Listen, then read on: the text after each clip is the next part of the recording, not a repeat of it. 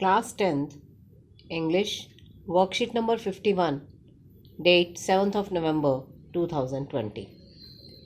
Good morning, students. First of all, write your name here, then your class teacher's name here. Today's worksheet is about fears. Fears means dar. You can see a picture of a small girl sitting on a sofa. उसका face देख के आपको लग रहा होगा कि she is scared, कि वो डरी हुई है, और उसके ऊपर हेडिंग है फेस योर फियर्स, कि जो भी आपके डर हैं जो आपको सामने आपके आते हैं तो आप उसे फेस करिए, उसको देखिए कि वो डर क्यों है और उसको ओवरकम करने की कोशिश करिए, अपने डर को जीतने की कोशिश करिए. First of all, let's start with task A. Have you felt scared in any of the situations given below? क्या आप कभी स्वयं को डरा हुआ महसूस करते हैं? नीचे कुछ सिचुएशंस दी गई हैं, उन्हें देखकर पढ़ के बताइए. अगर करते हैं तो यस, और अगर नहीं तो नो लिखिए. Number 1, being alone at home. घर में अगर आप अकेले हों तो क्या आपको डर लगता है? मुझे नहीं लगता, तो मैं यहाँ लिख रही हूँ no. Facing an exam. Exam से पहले आपको डर लगता है? यस.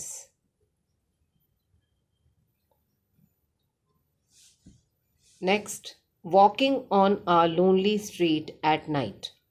रात को अकेली सड़क पर अकेले चलते हुए आपको डर लगता है? मुझे तो लगता है यस. Thunder, lightning, storms.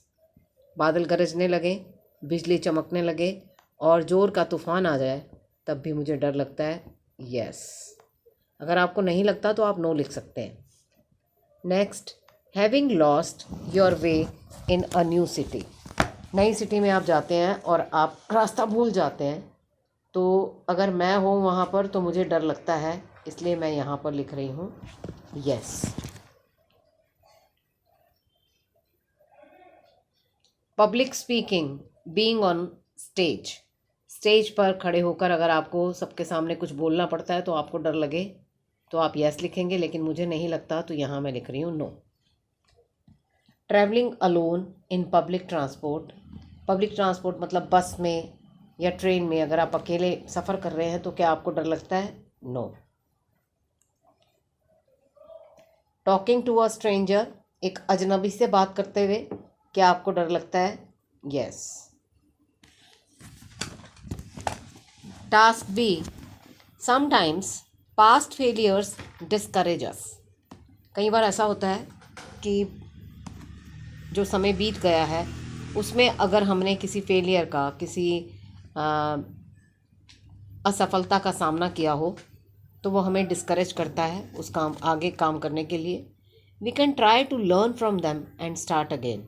लेकिन हमें अगर कभी फेलियर हमारे सामने आ जाए, अगर हम किसी काम को करने में सफल ना हो तो हमें उस काम को छोड़ना नहीं चाहिए, बल्कि उसमें लगे रहना चाहिए और लर्न करना चाहिए और उसे फिर से शुरू करना चाहिए. ट्राई री राइटिंग द फॉलोइंग सेंटेंसेस. नीचे कुछ सेंटेंसेस दिए गए हैं, उन्हें री राइट करिए, फिर से लिखिए into positive statements. One has been done as an example. नीचे कुछ स्टेटमेंट्स दी हुई हैं जो नेगेटिव हैं, उन्हें हमें पॉजिटिव सेंटेंसेस में लिखना है. जैसे देखिए, first sentence, instead of thinking और सेइंग. ऐसा ना कह के हमें क्या कहना चाहिए? I will think. मैं सोचूंगी. फर्स्ट देखिए, आई मेड अ मिस्टेक. मैंने एक गलती की. तो आप अगर आप इसको पॉजिटिव में लिखेंगे तो आप कैसे लिख सकती हैं? I can improve it the next time, कि अगली बार मैं इसे इम्प्रूव करने की कोशिश करूँगी. Next sentence, this is too difficult. ये बहुत मुश्किल है. आई कैन डू इट, लेकिन मैं इसे कर सकती हूँ. I give up. मैं छोड़ दूँगी. मैंने छोड़ दिया. I will do it. मैं इसे करूँगी. I will never understand this. मैं कभी इसे समझ नहीं पाऊँगी. I will understand this. तो आपने देखा कि लेफ्ट हैंड साइड पे ये जितने भी सेंटेंसेस थे ये सब क्या थे? नेगेटिव. क्या सेंटेंसेस थे? नेगेटिव थे। और जब हमने ये राइट हैंड साइड पे इन स्टेटमेंट्स को चेंज किया तो हमने कैसी स्टेटमेंट्स लिखी? पॉजिटिव, कि आई कैन, मैं इसे कर सकती हूँ, आई कैन डू इट।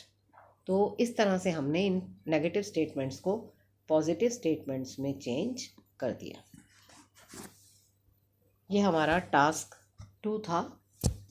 अब हम आगे चलते हैं। Task C. In the lesson 2 stories about flying, you read about a young seagull who was initially afraid of flying. 2 stories about flying की फर्स्ट पार्ट में, his first flight में हमने पढ़ा एक सीगल के बारे में जो कि उड़ने से पहले उसे बहुत डर लगता है। फाइनली ही overcame his fears and learn to fly. लेकिन आखिर में वो अपने फियर्स को जीत लेती है और फ्लाई करती है, उड़ना सीख जाती है। With the help of the above task, ऊपर के टास्क की हेल्प से write a paragraph in 100 to 120 words on how to overcome fears. 100 से 120 वर्ड्स में हमें एक पैराग्राफ लिखना है जिसमें हमें लिखना है कि हम कैसे डर से आगे बढ़ सकते हैं, मतलब डर पर जीत हासिल कर सकते हैं।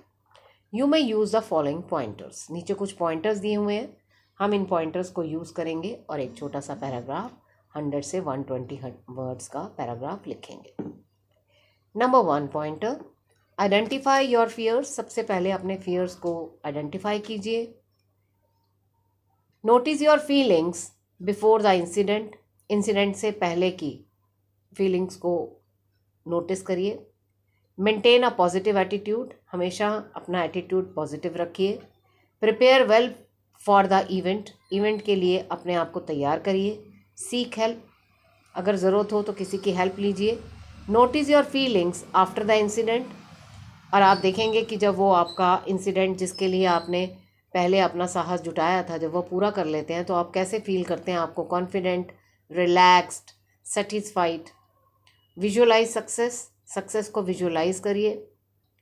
इग्नोर नेगेटिव थॉट्स, और जितने भी नेगेटिव थॉट्स हैं या टॉक्स हैं उसको आप इग्नोर करिए। तो चलिए अब हम छोटा सा पैराग्राफ लिखते हैं जो हमें टास्क सी में दिया गया है, how to overcome fears. Whenever we want to learn something, we face many fears. जब भी हम कुछ नया सीखने की कोशिश करते हैं तो हम फेस करते हैं बहुत से फियर्स को, डर को। Same thing happen to me when I decided to learn swimming.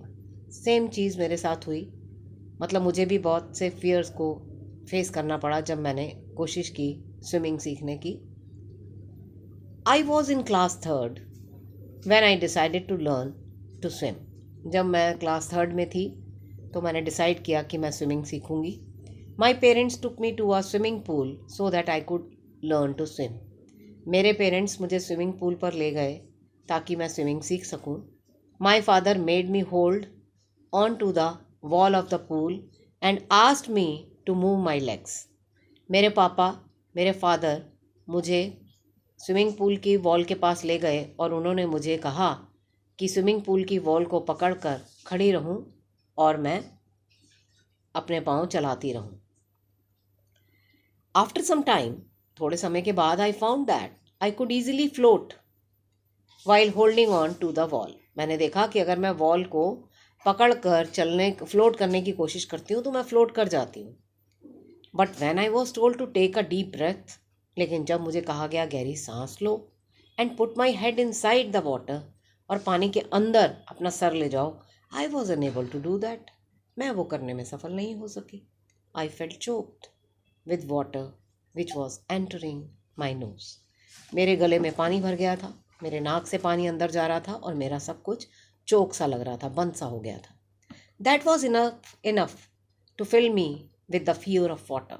बस इतना ही बहुत था, मुझे पानी के अगेंस्ट जो डर था वो मेरे मन में बैठ गया। आफ्टर दैट, उसके बाद, I just refuse to go into the pool. मैंने पूल में जाने को बिल्कुल रिफ्यूज़ कर दिया। My father then let me be by myself. मेरे पिताजी ने मुझे वैसा ही वहाँ पर लेकर जाते रहे। But he took me to the pool every day.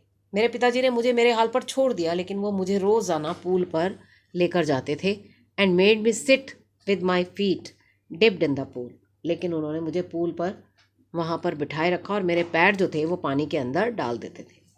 I saw kids younger to me swimming confidently. मैंने देखा कि मेरे से भी छोटे बच्चे जो हैं वो स्विमिंग कर रहे थे बड़ी कॉन्फिडेंटली, बड़े ही साहस के साथ, बड़े ही आत्मविश्वास के साथ। This exercise lasted for 2 days। 2 दिन तक ऐसा ही होता रहा। On seeing the others enjoying swimming, I too wanted to try। मैंने देखा कि दूसरे छोटे बच्चे जो मुझसे भी छोटे थे वो स्विमिंग को एंजॉय कर रहे थे। मैंने भी ट्राई किया। My father encouraged me to come to him. मेरे पिताजी ने मुझे एनकरेज किया कि मैं उनकी तरफ बढ़ूँ। He then taught me to hold my breath. उसके बाद उन्होंने मुझे अपनी सांस को रोकना सिखाया। I did so. मैंने वैसा ही किया। I had overcome my fear of water and gradually learn how to swim. इस तरह से जो पानी के लिए मेरे मन में जो डर था वो ख़त्म हो गया, पर धीरे धीरे मैंने स्विमिंग करना सीख लिया। तो ये था हमारा आज का task C, how to overcome my fears. I hope you enjoyed the session. आपके लिए एक मैसेज है, कोविड एप्रोप्रिएट बिहेवियर और CAB message, keep maintaining physical distance of 6 feet और 2 yards। हमें आपस में फिजिकल डिस्टेंस मेंटेन करके चलना है। कितना डिस्टेंस होना चाहिए? 6 feet का या 2 yards का, right. I hope you enjoyed the session. Thank you. Have a great day. Please don't forget to like and subscribe and do hit the bell icon.